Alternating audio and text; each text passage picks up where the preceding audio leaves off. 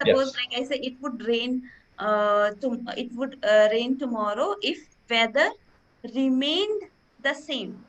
And we are Hmm. supposed to use second form of the verb in if clause. We cannot use first form of verb. Then again, a new confusion creates that, okay, we are talking in the present moment. Sometimes it's perfectly fine to use it. All these things I think, Megha, Mhm. people will pick up when they practice conversation. A lot of things I think start to come a little more naturally, right? And but it's still good to understand grammar. I think it's something that we need to do from time to time. And I think it's good to understand modal verbs, but it will become more natural after some use and some practice, right? No, But I'm asking because it is there is no issue when it comes to talk about speaking English, spoken English. But mhm, when it comes to give exam, competition exam, and yes, here you need to be clear about all the concepts. You cannot do any mistake over there. And also, I mean, as a speaker, I can use all modal verbs. There is no doubt okay, in me. But when it comes to make others understand about the concept of modal verbs, it's a bit right, difficult because yes, how can you explain that you should use this modal verb here and you should use this modal verb here? Although I have done my own research and what I have come to know is like if I want to differentiate among these different modal verbs, like if I say it would rain tomorrow, what I hmm, mean is I am guessing here. I am. yes, It is like a presumption, okay, hmm, that it would rain, but there should be if clause. And in newspaper and other websites, like in articles, sometimes or most of the time there is no if clause. That's why people get confused. And when we have a grammar book, so in hmm, grammar book always it is written like you are supposed to use if clause when you use would in this way. hmm, Suppose, yes, like I say, it would rain tomorrow if weather remained the same. And we are hmm, supposed to use second form of the verb in if clause. We cannot use first form of verb. Then again, a new confusion creates that, okay, we are talking in the present moment that it would hmm. rain tomorrow if weather remained the same. So why we are using second form of the verb? Like this Well, kind of question keep coming in our head. And the another ones that, thing is, yeah, yeah, yes, go ahead, yes. go ahead. I will complete all the sentences which I have learned one by one, so that I you make me understand where I'm wrong or either it is correct or not as a native speaker. So this is one sentence with would modal verb. If I say it will rain tomorrow, so I'm very sure Yes, about the action yes, that it will rain tomorrow means tomorrow there will be rain for sure. right, If I say it could rain tomorrow, that means I'm saying that there is possibility, but very weak possibility hmm, of having rain. If I yes, say it can rain tomorrow, I'm very sure. I mean, not yes, sure, but strong possibility is there. It can rain tomorrow. So this hmm, is the difference between the uses of could and can. Could that's correct. denotes Hmm, weak possibility, can denotes strong possibility. Similarly, may and might. May is more polite. I think may is the hmm, most polite word in English language. If you want to be extreme polite, if you want to show your politeness in extreme level, so you should use may. And might is the same. Like may is also show weak possibility, but comparatively may has a little, uh, I mean, a little bit more possibility comparatively might. Okay. Yes, and This, that's this, that sounds correct. That sounds this correct. is how I have created my conclusion so that I can use these modal verbs in proper way while having conversation. Even though I get confused and sometimes I mix them together, Mhm. and people keep asking me about these things. So yeah, what is your take on it? I think that the way you explained it sounds correct to me. Okay, but I can see how hearing a native speaker talk can cause confusion, right? Because sometimes okay, and partly because they already understand the context of a conversation, they might just say it could, it should, Yes, and then they don't say anything else. But I can see where that can cause confusion as well. So a lot of times I think it's just and something that I think you become more confident with practice, with correct, practice. And I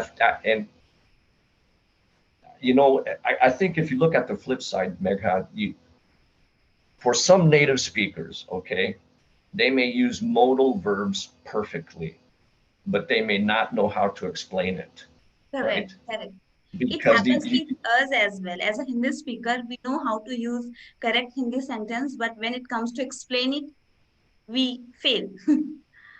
and in fact, yes, because that's your native tongue, so that's what you would kind of expect. And in fact, with some native speakers, I'm not even sure if they can explain what a modal verb is a lot of times, right? But they get it right because they are accustomed to using they're accustomed to using the language, and exactly the same thing with the Hindi speaker, right? Yes, yes, To me, yes, I would be thoroughly confused. Why this? Why that? But for you, it's just perfectly natural, right? correct. And so there is that as well. So I think there's something to be said for practice, right? Practicing conversation, I think will clarify some things, but there is the need to study grammar once in a while. So I Yes, think yes. you can't really get away from that completely, you know. One should definitely have to learn grammar if one wants to learn the concepts and theories. So Yes, I learned grammar first, then I learned how to speak, and again I'm learning grammar again. So this is how I'm learning this language. yeah, Because when you grow up, mhm, these how, where, these right. WH questions come always in our brain. So we are bound to ask these questions. Yeah, It can be very confusing. I'm learning another language myself, and confusion is to be expected when you learn another language. I mean, just I don't think there's any way to get around it. It just give it some time and things will get clear, a little bit more clear. Things will get clarified in your mind a little bit better, right? I do agree. I have learned by this process only, by Mhm. practicing and by following other speakers how they are using sentences with modal verbs, and I just imitated those sentences. Right. So Hmm. this is the great process to learn this language. And those who really those they have concern about speaking, I don't think so. They need to be worried about modal verbs and their concepts. They just need to speak, and they just need to follow other speakers who are Yes. well speaker. But Kind of like it. Okay, if you're not an expert yet at a certain language, practice. Expect to make mistakes, right? Expect it. Don't be so hard on yourself. It's going to happen, but keep practicing. That's what I would suggest. Keep practicing, yeah. all And it right. will become more natural with time. Yeah, Yeah. sure, sure.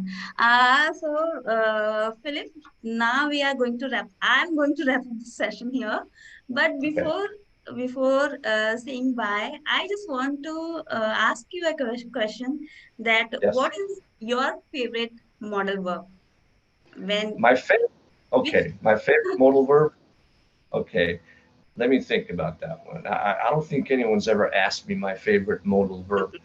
Okay, maybe my favorite modal verb would be will, because that's how you make the future tense, will. And I like to think that the future, with God's help, will be bright. So oh, maybe the word, not in everything or all the time, but anyway, it is something that indicates the future. Okay. And so maybe the word will. very And good. I think if you're going to ask me that, you should probably tell me your favorite modal verb as well, right? No, no, no. Today we have this topic. That's why I'm asking you. Yeah, but yeah, I'm expecting that you might ask this question to me as well. Okay. I'm prepared. Okay. So, okay. So what is your favorite modal verb? Are you going to tell us? You don't have to tell us, but I'm No, just no, wondering. I will tell you for sure because I have prepared for this. Okay. So, Okay. yeah, if you ask me, I think would and could, these two Okay. modal verbs I like the most.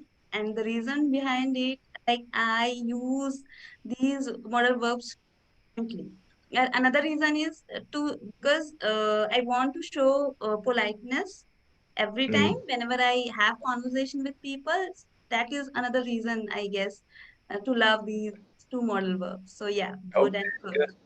Good. Good. So I think you're starting to understand things, and I think you're getting to where you can explain it to some native speakers who don't really think about modal verbs. They just use them naturally, right? So you can explain it to them the way Oh, the way things are sounding to me. So anyway, okay, well, listen, it's been really good to see you, good to talk to you, yeah, yeah, and yeah. I'm glad that we had this conversation because I needed to review in my mind about modal verbs as well. Even I was seeking for the same, and I'm very happy and very glad that we have conversation we are talking here. And it was really, I could say it was really an engaging session, and I learned so. So I hope Okay, that we will continue like same. okay, good. I hope so. And okay, well, greetings to all your friends and family over there, and hope to chat with you again. Thank you, and same to you. Bye bye. Take care. All right, bye bye.